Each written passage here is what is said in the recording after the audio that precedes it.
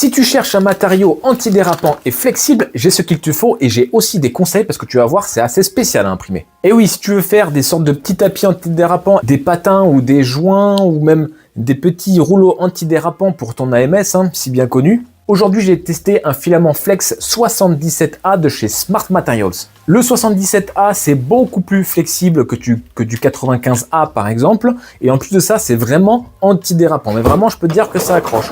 En revanche, pour l'imprimer, il va falloir que tu l'imprimes à très basse vitesse. Et quelque chose qu'il ne faut pas oublier, c'est qu'il faut que ton filament se déroule super bien parce que si ça frotte un petit peu, si ça force, et bien en fait, ta tête, elle va tirer le filament et le filament, il va s'étirer parce qu'en fait, il est super élastique. Et en fait, ton filament, tu vas avoir de la sous-extrusion parce que tu vas avoir un problème dans l'extrudeur.